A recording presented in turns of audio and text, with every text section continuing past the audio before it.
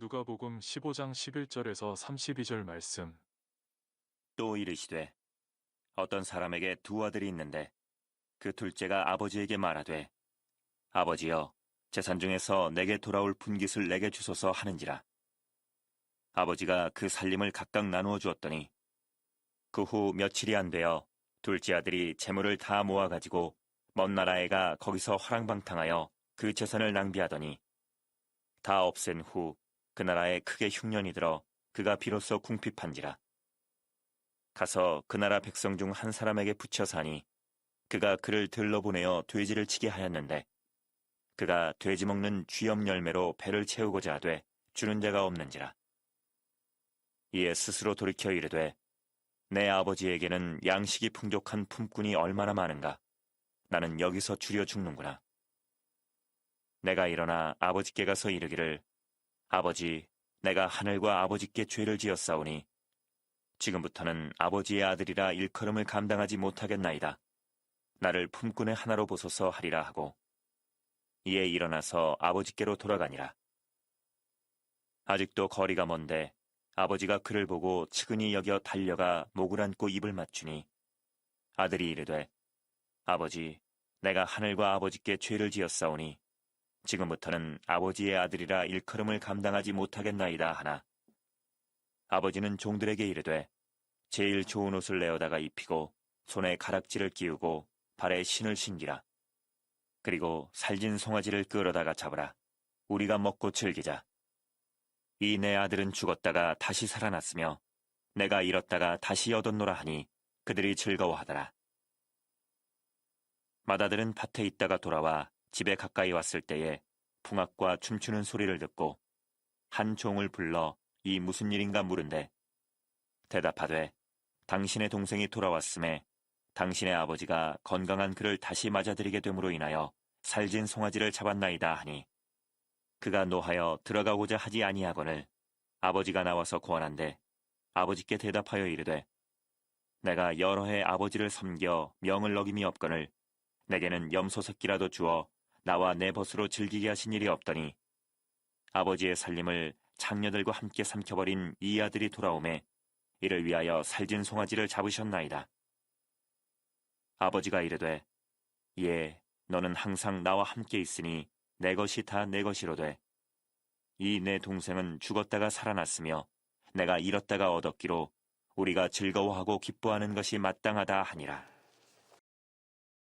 좌우에 있는 분 서로 인사했으면 좋겠습니다. 잘 오셨습니다. 사랑합니다. 환영합니다.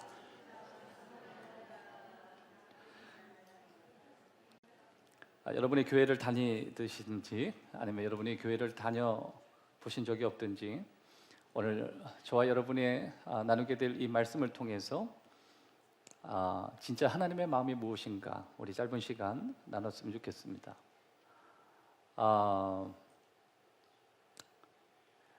낯선 찬양 또 낯선 곳에서 여러분들이 드려지는 예배라고 느껴지지만 오늘 이곳에 하나님이 주시는 마음이 있음을 믿습니다. 자, 오늘 본문은 이렇습니다. 바리새인과 서기관들이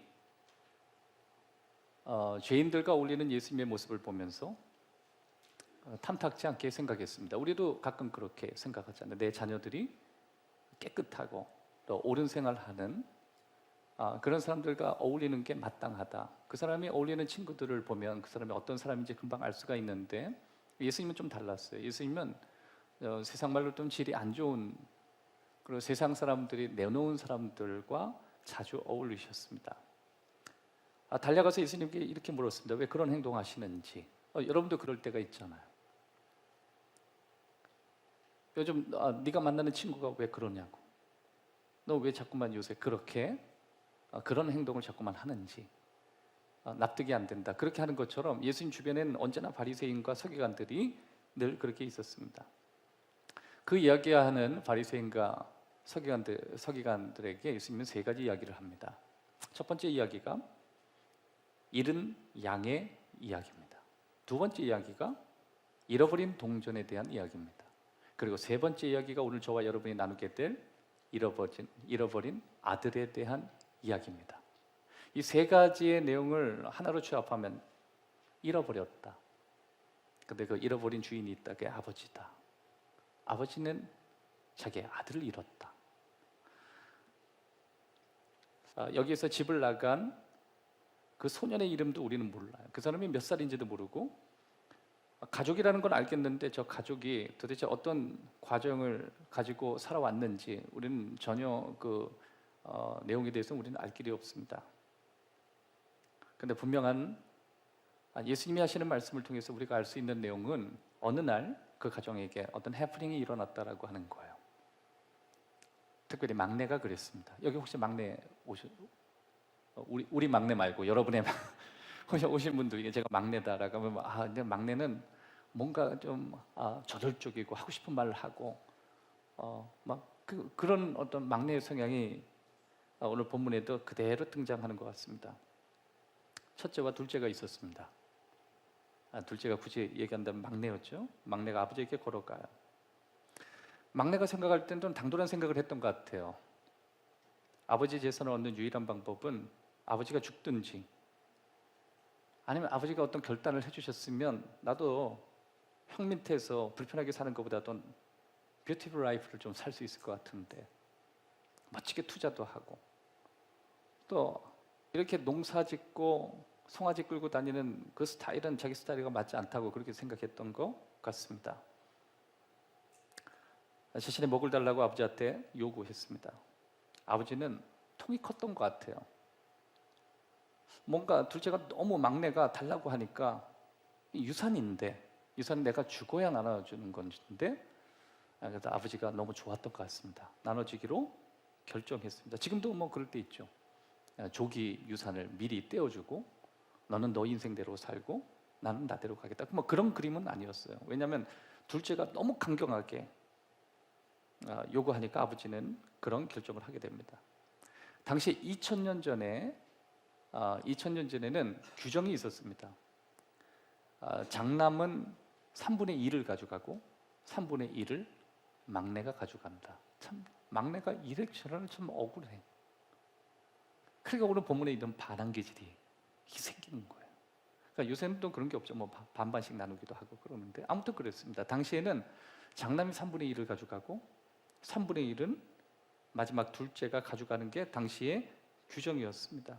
그리고 얼마의 시간이 지났습니다. 특이한 점은 여러분이 여기에서 머릿속에 계속 생각하셔야 될 내용 가운데 하나는 도대체 유산을 누가 요구했느냐예요.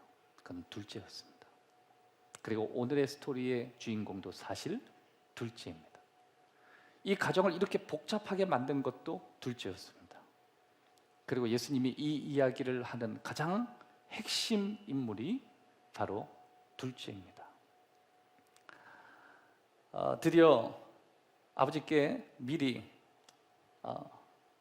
약속의 3분의 1의 땅을 그대로 갖고 이걸 가지고 또 돈으로 바꿔야지 뭘 할 수 있으니까 누군가에게 그 땅을 갖다 팔았습니다.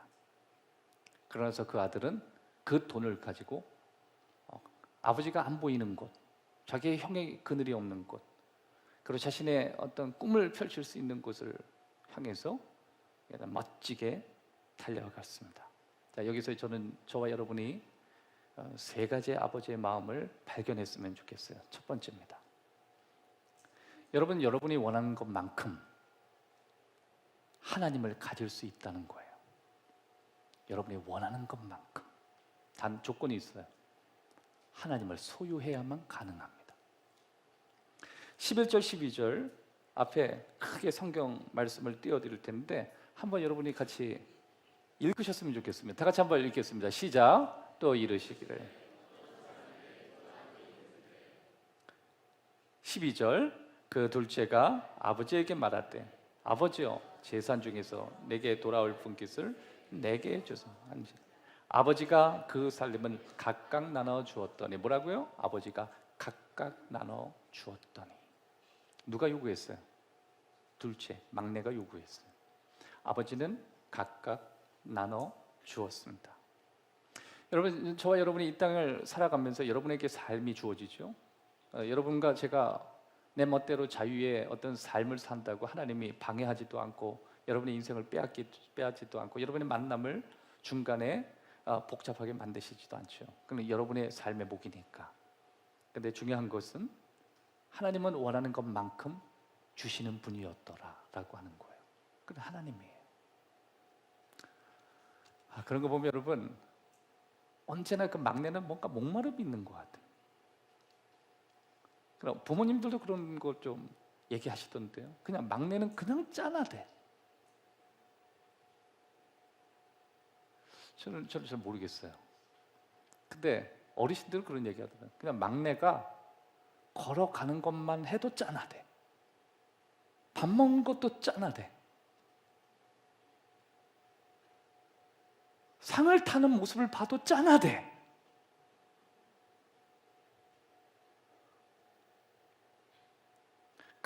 큰 애는 뭐라 그래요? 뭐 걸어가는 것만 해도 든든하대. 그래서 대체로 집에서 혼나면 큰 애가 혼나요. 너 든든한 짓을 안 했다는 거야. 근데 막내는 뭘 잘못해도 따라합시다. 짠하다. 그냥 짠해. 사실 좀 동의할 수 있는 면도 있는 것 같아요. 왜 그러냐면 보통 이제 장자들은 기득권을 가지고 있잖아요. 자기가 뭔가 가질 수 있고 선점하고. 저희도 그래요. 저도 자녀가 셋인데 돌잔치 막 이런 거 할 때 첫째 날 때 온 동네 방네 있는 친구를 다 부릅니다, 여러분. 막 선물 막 들어와요. 둘째 잔치를 어디에서 했냐면 돼지갈비집에서 했어요. 첫째는 우리우리하게 했는데 둘째는 힘 빠져가지고 돼지갈비집에서 조촐하게. 왜냐하면 그것까지 불렀더니 요거도 먹으니까. 셋째는 기억이 안 나요. 기억이 안 나. 병원도 마찬가지입니다, 여러분. 첫째 조금만 넘어지면 막 병원 가라, 뭐 열 나면 막 뛰어가라, 종합병원 어디냐 막 그래. 둘째는 경험해봤잖아. 그냥 있어도 난데. 네? 있어도 난데. 막내는요. 저를 이게 보니까 제 막내고 언제 아팠던 기억도 잘 안 나는 거야. 근데 분명한 거는 그냥 짠한가 봐요. 짠한가 봐요. 막내는 아무것도 없잖아요. 그러니까 아버지는 3분의 1을 가져간 형한테 늘 그랬나 보죠. 너는 동생보다 많은 거 가져갔으니까 언제나 동생을 늘 생각해라. 저놈이 뭘 알겠냐고 사는데. 저 아마 3분의 1 가지고 형은 그랬겠죠. 반듯하게 자랐으니까 아버지한테 좀 버르장머리 없이 어떻게 유산을 달라. 그럼 아버지도 교육 망치는 거를. 아버지 왜 그런 짓을 해? 드라마 보면 다 그런 얘기야. 그럼 아버지가 내 몰라서 그런다고. 저놈이 크게 될 놈이라고. 근데 오늘 보면 크게 되는 게 아니라 망하게 된 거야. 잘 되면 괜찮은데 망했단 말이죠. 그리고 나서의 이제 이야기가 시작되는 것입니다. 자, 둘째가 돈을 가지고 이제 자신의 꿈을 펼치기 위해서 한 타운으로 들어갔습니다. 가서 조직을 만듭니다. 거기서 많은 엔조이하는 시간을 보내요. 막대한 돈을 투자합니다. 뭐 굳이 얘기한다면 아버지가 그 정도의 돈을 줬다면 오늘날로 굳이 이야기한다면 리조트 한번 만들어보고 아니면 건물 한번 세워볼까 해가지고 여기저기 투자하기도 합니다. 젊은 사람의 입장에선 뭐 여러 가지 스탁을 할 것인지 아니면 뭐 등등 투자할 수 있는 것을 생각하면서 했습니다. 근데 뜻밖의 기근이 찾아온 거예요. 갑자기 기근이 찾아와서 망했습니다. 이제 망하고부터의 스토리인 거예요. 이 막내가 철없이 살다가 망하고 나니까 생각이 돌아오기 시작한 거예요. 자기가 살아왔던 모든 스텝에 의심이 들기 시작한 거예요. 내가 이렇게 돈 많이 쓰고 이렇게 많은 시간을 허비했는데 인생이 뭔가 삶이 무의미하다는 생각까지 든 거예요. 삶이 이제 철이 들기 시작한 거예요. 이미 아버지하고는 등지기 시작했고, 물론 아버지는 등은 안 졌어도 본인이 등 졌으니까. 그리고 첫째 형은 이미 너는 내 동생 아니라고 이미 나갈 때 등 보고 갔으니까. 당시에 어떤 고대 어떤 중동 지역의 문화에 보면 다시 형 보기는 어려워요. 워낙 또 형이 근엄하기 때문에. 집에 돌아갈 생각을 아예 하지도 않고 이제 시오에서 먹고 살기 위해서 직장 구하기 시작했습니다. 아무리 이력서를 내도 받아주는 데가 없는 거예요. 알바 자리 구해야겠다. 알바 자리 구했어요. 지금 이 정도까지 내려가면요 인생의 바닥까지 온 거예요. 인생의 최저점까지 온 거예요. 알바 자리를 찾아보니까 알바 자리가 없네요. 당시에 그나마 학력 필요 없이 묻지마로 받아주는 곳이 있었습니다. 돼지 우리 치우는 곳이었어요. 근데 묻지마 받아주는 곳. 뭐 연봉 얼마 막 이러면서 돼지우리는 보이지 않고 돈만 보여. 한번 따라합시다. 환경은 보이지 않고 생존만 보였다. 그 돼지우리에 열심히 했어요. 당시에 돼지우리에 돼지 먹는 쥐염 열매가 있는데 너무 배고프면 당시에는 이제 노예적인 취급을 받았기 때문에 돼지가 먹는 음식도 같이 겸해서 주고 그랬나 봐요. 그래서 사실 이렇게 처음에는 여러분 자존심 있어서 돼지 먹는 음식 딱 주면요, 이걸 내가 왜 먹어 버렸는데 또 인생 바닥까지 내려가 보니까 또 먹을만 한 거예요. 그것도. 네? 한참 먹다 보니까 생각이 돌아온 거죠. 여러분도 그럴 때 있죠. 어떻게 살다 보면 여러분이 꿈꿨던 어릴 때의 비전을 향해서 뭐 추구하면서 달려가다가 거울에 앞에 딱 섰어요. 거울 앞에 섰을 때 여러분의 비춰온 여러분의 얼굴 보고 꿈꿨던 여러분 모습이 아니라고, 그때 이성 들어오는 거 아니에요. 내가 꿈꿨던 모습은 이건 아니라고. 그래서 17절 18절 이야기가 이어집니다. 제가 읽어드리도록 하겠습니다. 이에 스스로 돌이켜 이르되 내 아버지에겐 양식이 풍족한 품꾼이 얼마나 많은가. 난 여기서 배고파 죽는구나. 내가 일어나 아버지께 가서 이르기를 아버지, 내가 하늘과 아버지께 죄를 지었습니다. 하나님께도 죄 지었고 아버지한테 몹쓸 짓 했습니다. 왜냐하면 이 반항적인 이 막내는 자기 인생을 자유롭게 살기를 원했거든요. 근데 원하지 않게 바닥까지 떨어진 거예요. 큰 슬픔을 당했죠. 비극을 경험했어요. 그럴 때 자기 머릿속에 스쳐가는 한 분이 있었습니다. 유일한 사람이었어요. 그게 아버지였어요. 아버지. 그분은 하나니까. 아버지가 생각되어지면서 다시 또 한 걸음 더 나가서 다시 더 깨닫기 시작합니다. 지금 내가 사는 이 삶은 내가 원하는 삶은 아니었다는 생각이에요. 그래서 움직여요. 여러분, 사람은 언제나 이성이 돌아오거나 본능적으로 살 때, 짐승처럼 살 때는 사람이 움직이지 않아요. 그런데 우리의 머릿속에 뭔가 깨달음이 느껴지고 뭔가 마음속에 바닥에 있는 삶 속에서 내 환경을 보면서 뭔가 나도 정신이 들어오기 시작하면서 그때 사람이 움직이기 시작하는 거예요. 그냥 먹고 살아야겠다, 막 사는 게 막 그게 남는 것이다, 막 이러고 살다가 살아도 이렇게 사는 건 아니지 돌아온 거예요. 여러분, 우리가 요새 얼마나 살아가는 게 얼마나 힘듭니까? 돈 벌기도 힘들고 먹고 사는 것도 힘들고. 그러다 보니까 내가 사람이라는 걸 잊고 그냥 먹고 살면 된다, 그 본능밖에 없는 거예요. 근데 여러분, 중년이 넘어가면 그리고 뭔가 삶에 여유가 생기기 시작하면서 내가 누군가에 대해서 고민한다는 거 여러분 혹시 알고 계십니까? 더군다나 그게 황혼이 한참 지나가면 거울을 비추고 이미 할아버지가 된 모습을 보면 늦었구나라는 자기 포기까지 일어나요.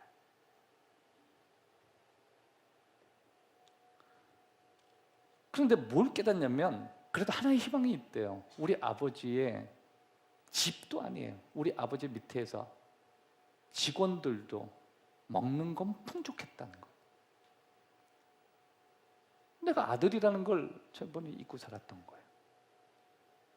야, 난 그러면 돌아가서 내가 아버지 밑에서 직원 정도만 돼도 이 꼬락지는 아닐 것이다. 내가 뭘 하고 있는 거지? 이성이 돌아와서. 그래서 움직였어요. 그래서 그가 결정을 합니다. 아버지께 가야겠다. 마음의 소리를 들어요. 마음의 소리. 아버지께 간다. 여러분 마음속에 지금 들려오는 거. 나 가야겠다. 내가 원하는 게 아니니까. 내게 남는 시간이 많지 않으니까. 사랑하는 여러분, 우리 인생에 있어서 오늘 이 내가 원하는 것만큼 하나님을 가질 수 있다는 것, 여기에 포함되는 아주 중요한 내용 가운데 하나는 아버지를 내가 원하는 것만큼 소유할 수 있지만 그것은 어쩔 땐 되게 힘든 선택일 수 있다는 거예요. 그때 그거 아세요? 그 힘든 선택이 나를 싱싱하게 만들 수 있다는 거. 두 번째, 하나님은 우리를 향해서 먼저 오셨고 우리에게 대가를 바라지 않으신다는 것. 그게 아버지 마음이에요. 20절 앞에 띄워드릴게요. 또 한 번 읽어봅시다. 시작. 이에 일어나서 아버지께로 돌아가니라. 아직도 거리가 먼데 아버지가 그를 보고 치근히 여겨 달려가 목을 안고 입을 맞추니. 아직도 거리가 먼데 아버지가 그를 보고 불쌍히 여겨 달려갔다. 아버지가 뛰었다. 여러분, 여기에서 여러분이 주목하죠. 뭐 아버지 뛸 수 있지. 뭐 아버지도 뛰고 어머니도 뛰고 다 뛰면 되는데 뭐 그게 중요해. 그런데 2000년 전에는 이게 굉장히 특이한 거예요. 왜 그러냐면 남성은 뛰지 않습니다. 우리 과거에 양반들은 수영할 때 그 쌍놈이면 수영하죠. 양반은 수영 안 한다 그래서 많이 죽었거든요. 참 우리가 볼 때는 납득 안 되는데 2000년 전의 문화에서는 남자는 뛰지 않는다. 근데 여기서 뭐래? 아버지는 뛰었다. 그걸 예수님이 그 설명을 하시는 거예요. 아버지가 먼저 뛰었다. 한번 따라합시다. 아버지가 뛰었다. 네. 여러분, 제가 비교 종교학을 했습니다. 기독교 우선해서 다른 종교를 비교한 게 아니라 기독교를 정상 부분에 놓고 모든 여러분이 알고 있는 4대 종교를 다 비교해 봤어요. 여러분, 그런 종교를 정상적으로 학문을 놓고 비교하니까 저도 쉽지 않았어요. 근데 최종적으로 제가 결정한 게 있었습니다. 그거는 기독교의 우월성이라고 자신 있게 말할 수 있는 거였어요. 그건 뭐냐면 세상의 모든 다른 종교들은 하나님이라는 존재, 다시 말해서 신이라고 추구하는 존재를 향해서 자기가 해야 할 일을 하면서 자기가 신에게 다가가야 돼요. 공양미를 갖다 바친다든지 삼보일배를 한다든지 천배를 한다든지 수양을 한다든지 몸부림을 쳐야 돼요. 그래서 신이 그를 받아줘요. 근데 기독교는 달라요. 기독교는 하나님이 우리에게 손을 내밀어요. 이게 기독교밖에 없더라. 전 그래서 기독교를 자신 있게 권해요. 기독교는 하나님이 우리에게 손 내밀었어요. 아버지가 먼저 달려갔고 불쌍히 여겼고 목을 안고 입을 맞췄어요. 와, 어떻게 그럴까? 사실 여러분, 요새 아버지가 그렇게 하기도 쉽지 않거든요. 어떻게 아버지가 얼마나 가슴이 탔으면 달려가서 목을 안고 막 계속 키스를 해요. 근데 여기에서 아버지가 입을 맞췄다는 걸 여러분 주목하셔야 돼요. 입을 맞추는데 여기에서 헬라어로 입을 맞추다를 이렇게 들어가 보면 이거는 통제할 수 없는 감정이다 이렇게 나와요. 그러니까 아버지가 달려가서 막내를 부둥켜 안고 입을 막 맞췄다는 건 무슨 뜻이냐면 당시엔 아버지는 뛰지 않는데 뛰면서까지 자기의 감정을 통제하고 싶지 않았다는 거예요. 다른 사람이 어떻게 보든지 다른 사람이 나를 어떻게 보든 그건 상관없다는 거예요. 내 아들 살았다. 내 아들 돌아왔다. 내 아들이 힘든 결정했는데 그깟게 뭘 중요하냐. 여러분, 하나님은요 언제나 우리에게 먼저 찾아오셨어요. 기독교는 그런 거예요. 그래서 저와 여러분이 뭘 자꾸만 하려고 안 해도 돼요. 어떤 사람은 그래요. 목사님, 제가 뭐 필 거 피고 먹을 거 먹고 뭐 그릴 거 그리면서 살았는데 그래도 예배 드릴 수 있나요? 괜찮아요.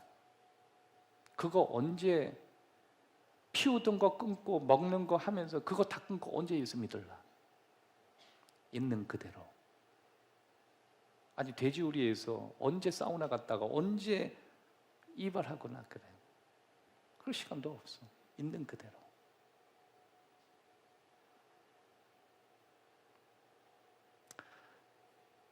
아버지는 맨날 그랬을 거예요. 상상하면서 송아지 보면서 내 아들이 언젠가 돌아오면 진짜 저 송아지 고기 해줄 거라고. 내가 언젠가 돌아올 걸 내 아들. 그러면서 아들이 갔던 그를 계속 봤던 거 아니에요? 막내는 뒤돌아보지 않고 자기 인생 살겠다고 하는데 아버지는 계속 그쪽 향해서 보고 있었다는 거 아니에요? 예수님이 얘기를 하시는 거예요. 너는 네 멋대로 살았지. 돌아오는 것도 네 마음이었지만 아버지는 여전히 너를 향해서 계속 보고 계셨어. 알고 있니? 그 아버지 마음이라는 거. 여러분, 여러분이 앞으로 10년 뒤에, 20년 뒤에, 30년 뒤에 교회 한 번도 나오지 않아도 상관없어요. 근데 중요한 건 뭔지 아세요? 언제나 하나님이 여러분에게 먼저 마음을 주고 있다는 거예요. 아버지 죄송해요. 말은 우리가 힘들었지만 아버지는요 손까지 내밀고 있었거든요. 그런 사람은 많습니다. 마지막 세 번째, 하나님은 여러분이 사랑받기 위해서 노력하는 존재가 아니라 사랑받는 존재라는 걸 알기 원하세요. 22절에서 24절입니다. 아버지는 종들에게 이르되 제일 좋은 옷을 내어다가 입히고 손에 가락지를 끼우고 발에 실을 신기라. 그리고 살찐 송아지를 끌어다가 잡으라. 우리가 먹고 즐기자. 이 내 아들은 죽었다 다시 살아났으며 내가 잃었다가 다시 얻었노라 하니 그들이 즐거워하라. 내 아들 가락지 끼워줘라. 여러분, 가락지가 뭔지 아세요? 너 이제 우리 가족 됐어. 여러분, 아들이 나가면서요 가락지부터 빼고 집어던지고 갔어요. 가락지부터 집어 빼고. 나 우리 가족 아니야. 형제, 뭐 형제야? 저게 우리 형이야? 웃기고 있네. 근데 아버지가 그거 땅에다 주워다가 씻어가지고 다시 껴주는 거예요. 옷도 입혀줬어. 너 여전히 내 아들이라는 거. 제가 좋아하는 찬양 하나 있습니다. 사랑해요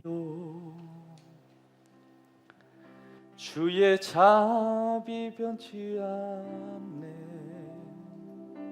내 모든 삶 주의 손에 있네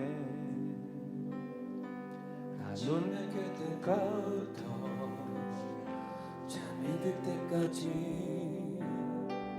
하나님의 선하심 노래해 내 평생에 신실하신 내 평생 신실하신 주 내 평생에 내 평생 선하신 하나님 내 모든 호흡을 다해 하나님의 선하심 노래해 주님의 음성 주의 음성 불 가운데 지날 때도 불 가운데 지날 때도 어두운 밤에도 가장 가까이 계셔 주는 나의 아버지 주는 나의 친구 하나님의 선하심 안에 사네 함께 고백합시다. 내 평생에 신실하신 하나님 내 평생 신실하신 주 아멘 내 평생에 내 평생 선하신 하나님 내 모든 호흡을 다해 하나님의 선하심 우리 한 번 더 고백합시다. 내 평생에 신실하신 주님 내 평생 신실하신 주 내 평생에 선하신 내 평생 선하신 하나님 내 모든 호흡을 다해 하나님의 선하신 노래 내 평생 신실하신 주 내 평생 선하신 하나님 내 모든 호흡을 다해 하나님의 선하신 한 번 더 할게요. 내 평생 신실하신 주 내 평생 나 평생 선하시다 하나님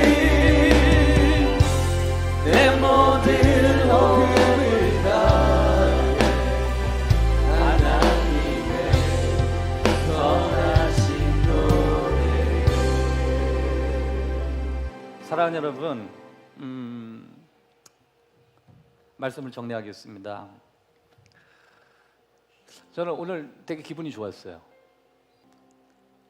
오늘 제 자녀와 있었던 일 때문에 기분이 좋았습니다. 우리 막내에 대한 이야기, 오늘도 이 막내 이야기네요. 아들입니다.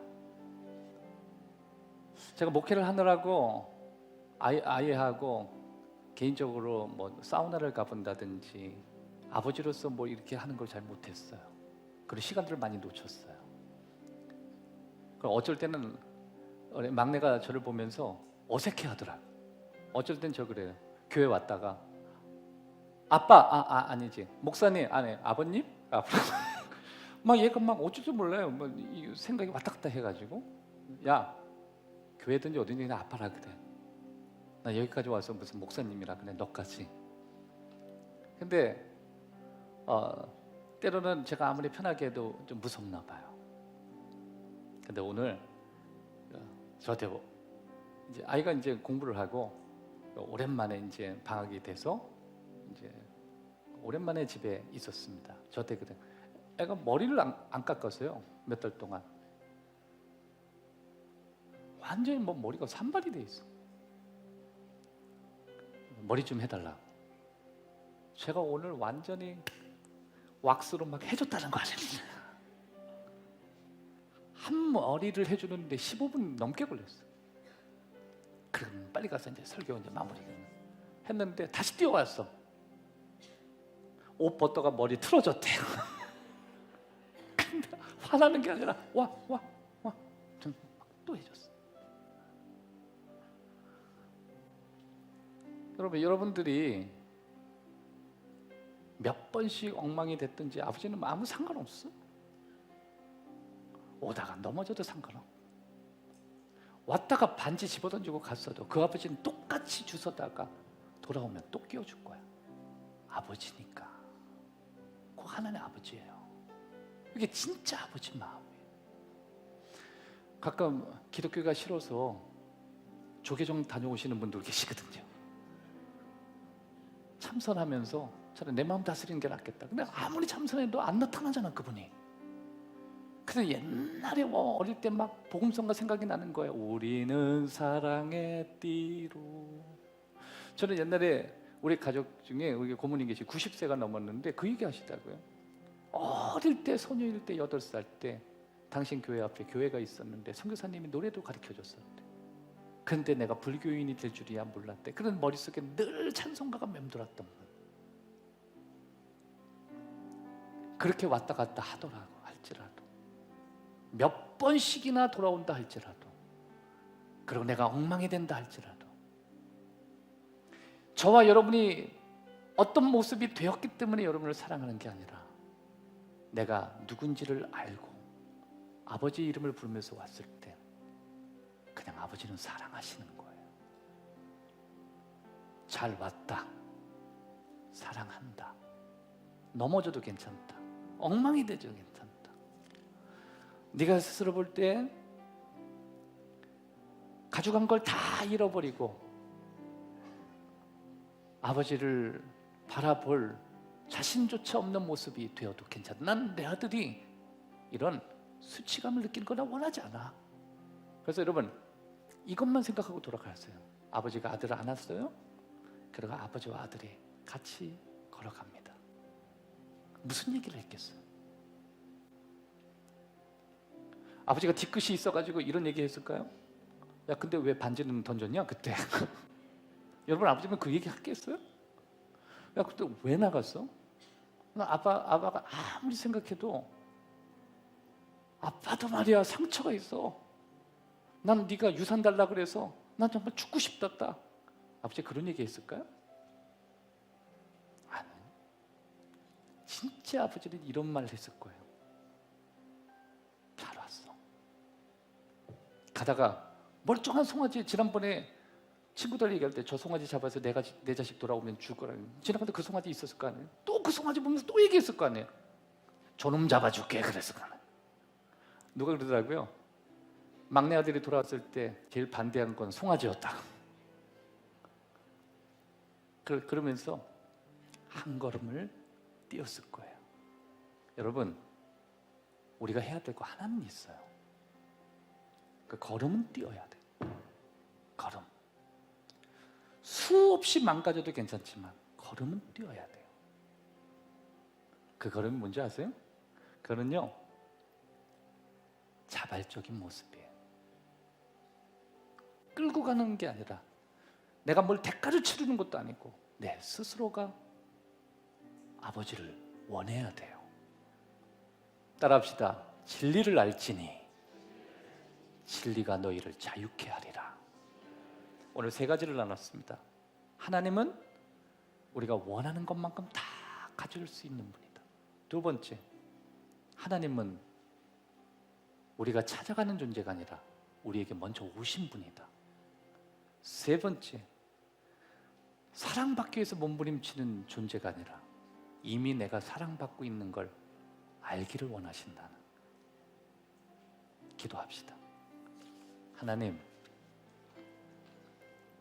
오늘 주님의 자녀들이 이곳에 왔습니다. 진짜 아버지의 마음이 무엇인지, 내가 아버지가 되었다면, 정말 아버지가 어떤 마음을 갖고 살아계신 하나님이 나를 얼마나 사랑하셨다면 누군가를 통해서 나를 이 자리에 앉게 했을까? 때로는 허무하기도 하고, 얼마나 힘들면 요즘 여기저기 자신의 인생을 스스로가 끊어버리는 사람들도 많은 이때에 내가 왜 이 자리에 있을까? 하나님, 혹이라도 우리가 우리의 생각을 해볼 수 있는 시간이 되어진다면 하나님은 날 참 사랑하시는구나, 그리고 내가 그런 생각이 돌아왔구나, 오늘 그런 시간이 되기를 기도합니다. 예수 그리스도 이름으로 기도하옵나이다.